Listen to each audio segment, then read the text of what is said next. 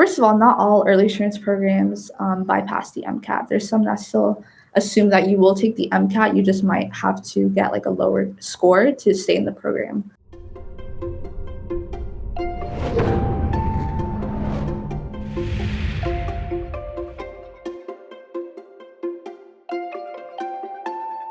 Maren, welcome to the podcast. Thanks for joining me. Thank you for having me, Ryan. I'm excited to chat with you about early assurance programs and some shortcuts that you have found along the way to get into med school and not take the MCAT and all of that fun stuff. Let's rewind, though, and talk about when you first realized that you wanted to be a physician. Right. So I didn't have a specific point like some people might about being a physician. I think that my lifetime experiences kind of contributed to that. So when I was in high school, I actually volunteered in a hospital. Not because I knew that I wanted to become a physician, but because that was like a common community service experience for a lot of high school students in my area. So when I was there, I actually had a few experiences where I kind of realized that there's like a really big lack of diversity in medicine. My whole time there, I didn't see a single Black physician. So I kind of wonder why that was the case and everything. So that was something that I kind of buried in mind when I moved on to college. And then in college, I majored in public health. So that was something that really contributed to my interest in medicine, because not only was I interested in public health, but I also wanted to see what I could do in global health. So when I was in high school, I also went to Ethiopia. And when I was there, I saw a lot of healthcare issues there with my own family and just the country in general. So that was something that I really wanted to contribute to going forward as a physician. And I continued to volunteer here, did some research and, the regular pre-med stuff, just clinical work and everything. Yeah. So that really affirmed my passion for it. So you're volunteering in a hospital, just kind of happenstance for community service. You don't see any Black physicians, and yet somehow you're like, I'm going to change that. Where I talk to a lot of students who are typically non-traditional, and the mindset that they take from that experience is, oh, I can't be a physician because I don't see anyone that looks like me. Why do you think you had a little bit of a different perspective to be like, it's weird that I don't see anyone that looks like me, so I'm going to be that person? So that was initially my thought as well. I was like, why aren't there more physicians? So when I went to Ethiopia, I actually saw some physicians there. So I was like, okay, at least I could come to Ethiopia and become a physician here using the knowledge that I gained from here from the US. So that was my initial thought. And then I moved on to college and actually shadowed a Black physician who is a great mentor even now. And he really affirmed my passion for medicine, and even staying here and showed me that it's possible to become a physician in the US. So I think that combined with just my thought, growing up, my parents always said, you can do anything you put your mind to. So that really pushed and affirmed that purpose in my head. So. Yeah.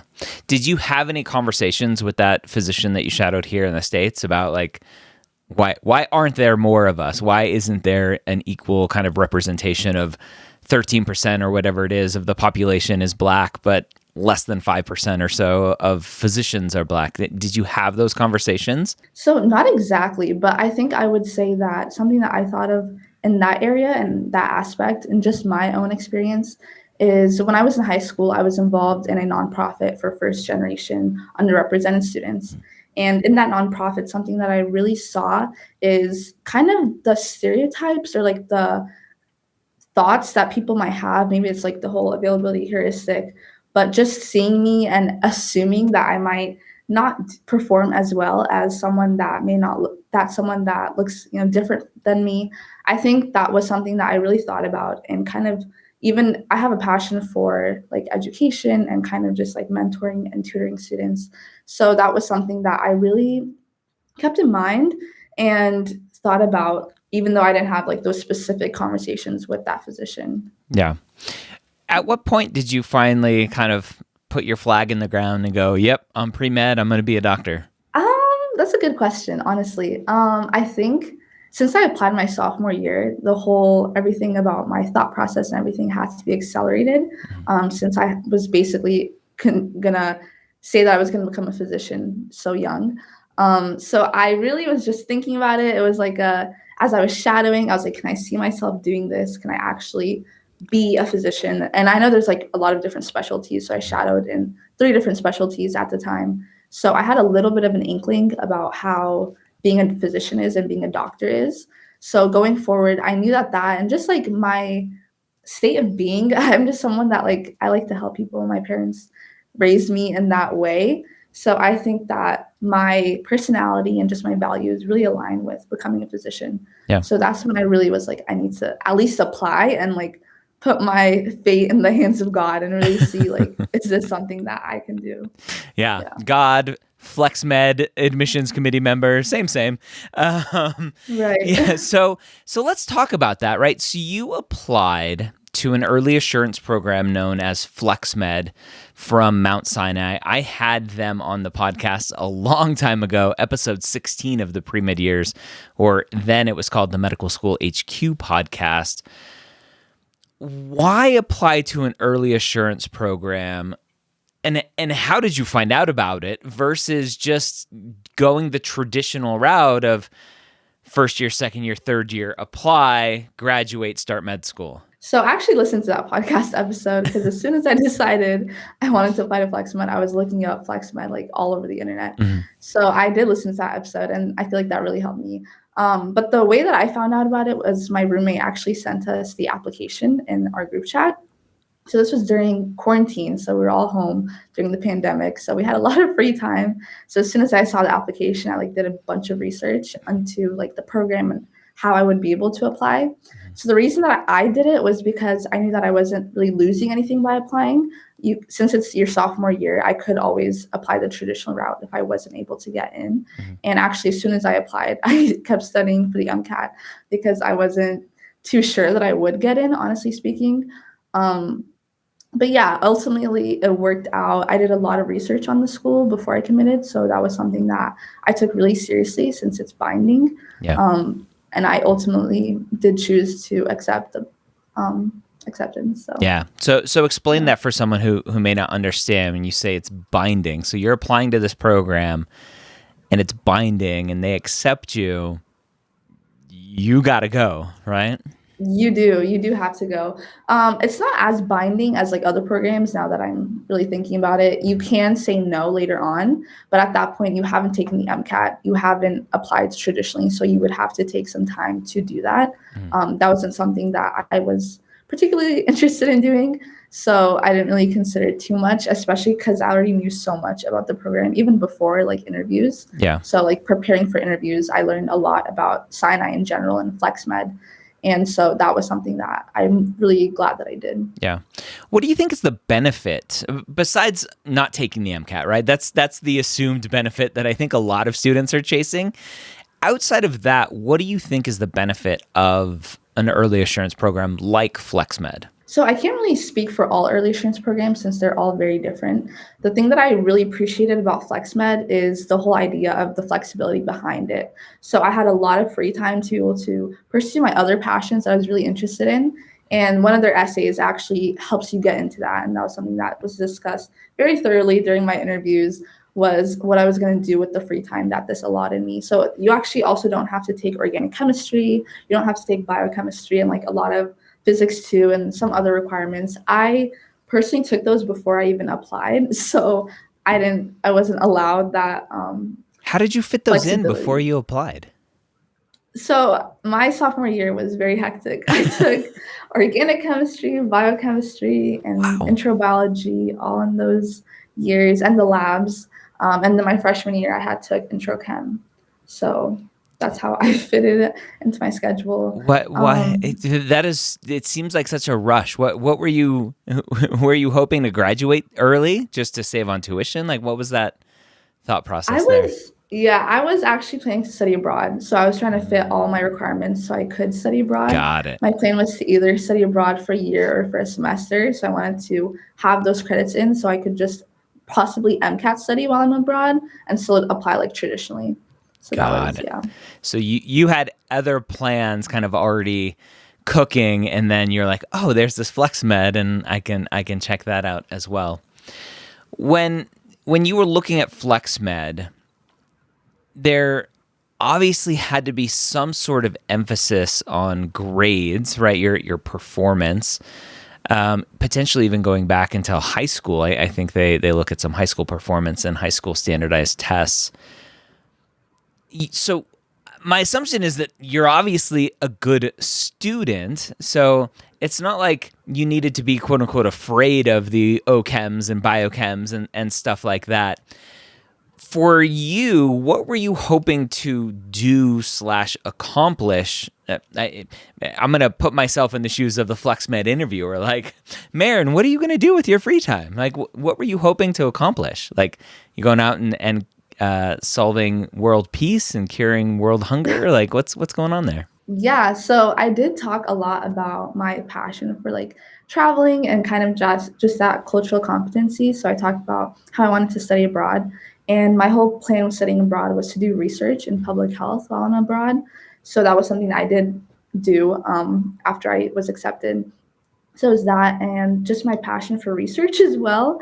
So I was already doing research at the Hopkins Hospital. So that was something that I really wanted to contribute like more time to, especially going forward, because we were getting into the nitty gritty stuff of the research, and just trying to dedicate a little bit more time to that. So I started working, dedicating more times to that project and this whole study abroad experience in general. Yeah. What does the application process look like to FlexMed? Right. So you apply, or the application opens in August of your sophomore year, and the deadline is in January. So I think I submitted my application around December, and it consists of 3 essays. I'm not sure if they've changed the prompts in general, but I think it's still the same. The first one is describe your biggest professional or personal accomplishment. The second one is your biggest professional or personal disappointment. And then the third one is what you're going to do with the free time that it gives you. And then after you submit those, you also submit your grades, your high school grades as well, and your SAT or ACT score. Since you don't have the MCAT, they need those stats. Yeah. And then you have 2 interviews in March. And then you hear back from them in July after you finish your sophomore year. So you're applying August to January-ish of your sophomore year, which is basically that fall semester. So you really only have theoretically a year under your belt of college courses. Do I have that correct? Exactly. Yeah. That year, and then that sophomore fall Potentially that that semester. in. Yeah. But it was during the pandemic, so I didn't really even have grades for my second semester of freshman year or that fall semester. Because it was all pass fail? Yeah, it was all pass fail. Okay. Yeah. Interesting. Do you know what the numbers are in terms of people applying to FlexMed and how many they accept? I want to say it's around 900 to 1,000 students that apply. Wow. And then for the interviews, I want to say it's around half of that. Okay. I'm really not sure about the numbers. Okay. And then, at least according to the group me that we're in, around 30 people got in. Okay. So 30 people. And then how are you integrated into the rest of the Mount Sinai class? Because Sinai is a medical school. They're accepting students normally through the normal application process. Are you kind of treated like the babies in the room and put it to the side? Are you just integrated right into the first year class like everyone else? What does that look like? I think in general, we're just integrated right in. I know there's a summer enrichment program that FlexMed has, but I think it's for all non-trad students. Is it and mandatory? You don't necessarily, it's not mandatory. Okay. So I'm personally not doing it. Okay. It's mostly for students that didn't take like organic chemistry, biochemistry, some of those requirements that you might want to have under your belt moving forward, or if it's been like some time since you've been in school for non-trad students. Okay, but besides that, you're starting first year med school with everyone else? Yep, first year. Wow. Yeah. That's exciting. What was it like to get that interview and then ultimately get that acceptance? So it was exhilarating. The interview, I was actually home and I was with my roommate. So as soon as I read the invitation, I was very overjoyed. We celebrated that night by like eating out. And then the actual acceptance was terrifying, kind of, because during like we have a group chat for everyone that applied, Mhm. and so people were sending in, oh, I got like an interview, or I got accepted, or I got rejected, and like there's a lot of like chatter. And I got my email like towards the end. So as soon as I got those notifications, I FaceTimed my dad because I knew my mom was at work. So I wanted him to like see my reaction, whether I got in or not, since Mhm. he prayed over my application. He was just a really big supporter. And so once I got the actual acceptance, he was like, forward me the email, like just to make sure that you're not like reading it wrong or something. And then later I called my mom and she was like, and I was like, oh, like I'm gonna throw away all my MCAT books, like I'm done, like this is it. And mom was like, don't do that just yet, like call them up, make sure like they sent it to you like properly. So yeah, it was really cool for everyone involved, and being the first in my family to go to college and everything, everybody was really overjoyed. That's So, awesome. As you've gone through this process now and explored other early assurance programs, as you're kind of learning more and talking about it more on TikTok and other places, what have you learned about in terms of the differences between different types of early assurance programs? so they definitely all have different requirements, and some are binding, some are not. Like some are stricter after you get in. One thing that I do appreciate about FlexMed, and something that I haven't seen other medical like assurance programs doing, early assurance programs, is FlexMed allows you to take 2 gap years after you graduate college, which is really beneficial for a lot of students that want to take that extra time off. And you can even do more after you graduate. So that's something that's really cool that I feel like is maybe unique to FlexMed. Mhm. And obviously, like the school, there's different schools in different locations, and a lot of them also only accept students at their own university, Mhm. which is kind of, I mean, good for them. But like for other students that like want to apply to anywhere, I think FlexMed is really good in accepting students from like all states and all backgrounds. When you got your acceptance and you're planning out kind of third and fourth year, did you stick with kind of your plans of traveling and doing the things that you said you wanted to do? Yeah, I did. My junior year, I did go abroad. I went to Switzerland, and I was actually able to do research at a branch of the UN, which is what I really wanted to do. And it was interesting because it was combining my passion for entrepreneurship and healthcare in this research project that I did. And so I got to do that. I got to devote more time to my research. We're actually just wrapping it up, and just going a little bit more global with it. And so that was really cool. And I'm really glad that I got to do a lot more. And I even got to expand into other hobbies, took up piano, tennis, things like that. So I'm really happy that I got to do all that, plus social media, which was really cool to like expand into. Are you concerned, or is there any concern, or maybe FlexMed has talked about with other students because of their flexibility, right? It's built into the name FlexMed, the flexibility of not needing to take OChem and biochem and all this other stuff.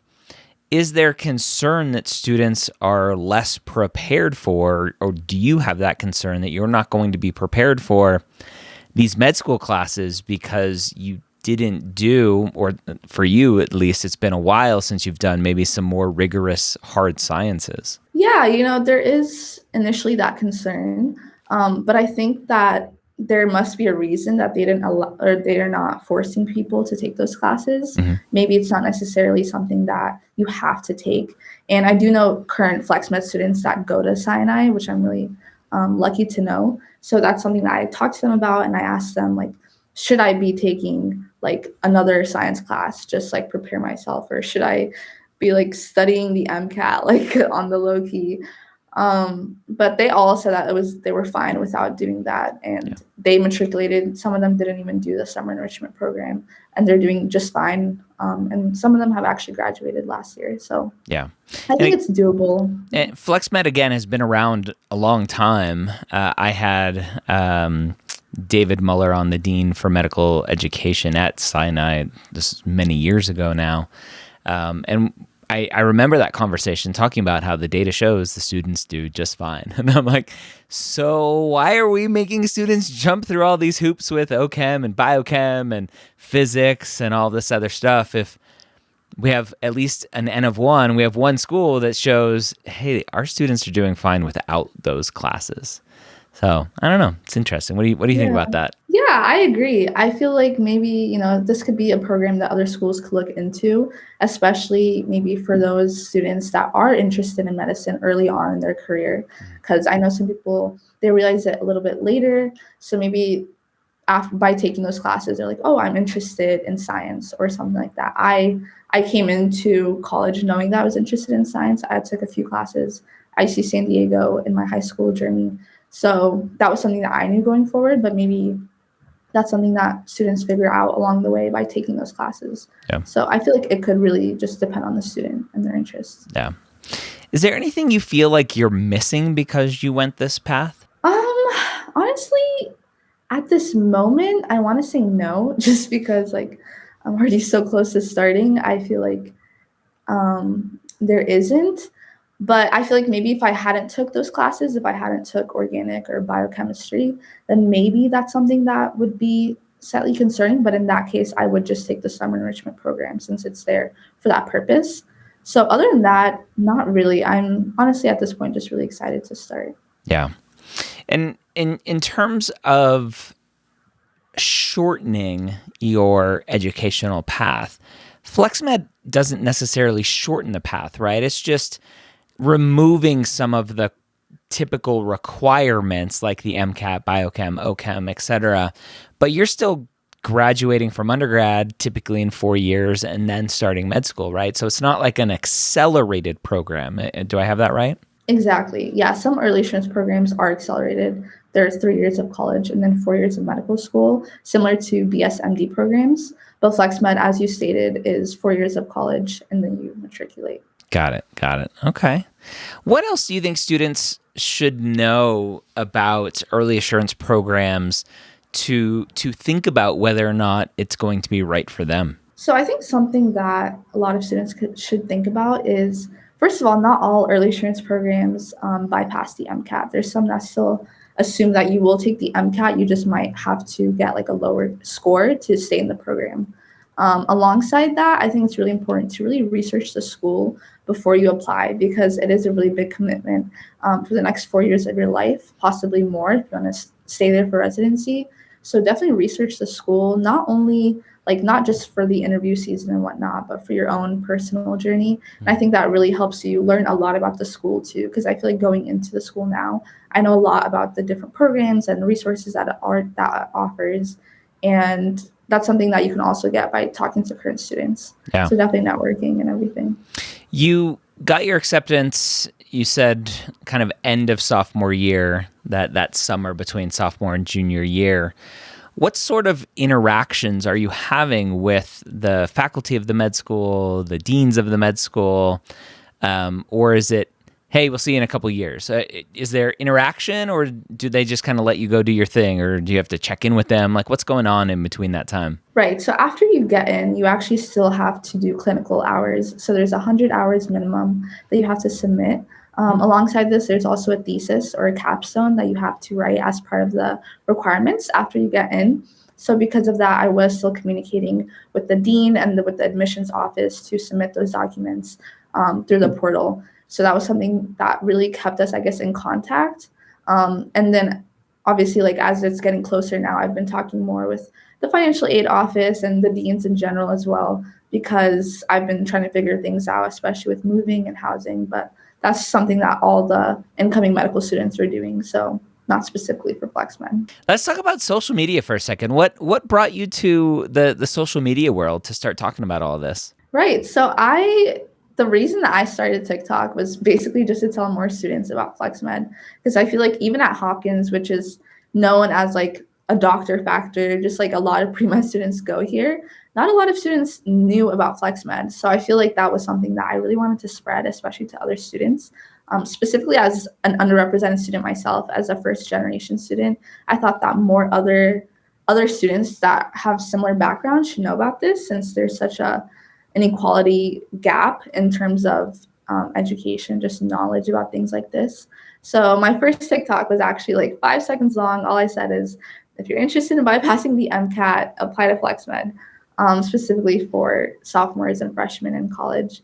So that was my initial purpose in starting TikTok, and then it kind of branched out onto other advice that I have for incoming freshmen that are interested in the pre-med journey or interested in applying to medical school. What have you seen in terms of the response to what you talk about that kind of continues to drive and motivate you and potentially kind of talk about different things? So I think the most common comments that I get when I do post a video is, well, like she's lying. Like there's no way there's a program that doesn't make you take the MCAT. And then there's also certain people that are like, oh, like Mount Sinai, I just looked at the requirements. Like you have to take the MCAT to get in, but it's like a specific like program that you have to look up. So I think that's something that really motivates me because that's showing me that still a lot of people don't know about this. And even now when I post about it, it's been like over a year since I've been on TikTok, and even posting about it now, there's still people that comment like, what? I've never heard of this. So I'm like, yeah, that's why I'm like trying to talk about it more, is like for more people to hear about this and like spread the knowledge, because I think that especially in the pre-med community, which is I know something that you preach through and through, is collaboration over competition. So I feel like it's really important to like contribute to more people's like successes in this community. What are you hoping to accomplish as a physician, as a graduate of the FlexMed program in the future? Yeah, so I'm still not sure what specialty I want to do. That's something that I'm really, especially thinking about now. But I know that's something that I'm really passionate about, is trying to combine like my love for public health with medicine and trying to do some global work in the future. Definitely in Ethiopia, but maybe in other countries as well, using the knowledge that I learned now. And collaboration with that, also just my love for entrepreneurship. I did minor in it in college. So hopefully something that combines the two, possibly in like a research setting, or like in a clinic if I do want to open my own clinic for under like resource communities. As we wrap up here, for the student thinking about FlexMed or other early assurance programs who may be on the fence about applying to them, what final words of wisdom do you have for them? So my biggest thing is just apply. Like I feel like the worst that someone can say or a program can say is no. And I really just don't see like not applying. In terms of like financial reasons, there's like waivers that you can sign up for. And I did call like the admissions office when I did apply and ask for an application waiver. So I didn't even have to pay for the application. So there's a lot of different ways that you can find different resources, and it's always good to ask, because the worst someone can say is no. And just apply, like, and don't let someone tell you that you can't do something, because if you believe in yourself, then you can do anything that you put your mind to.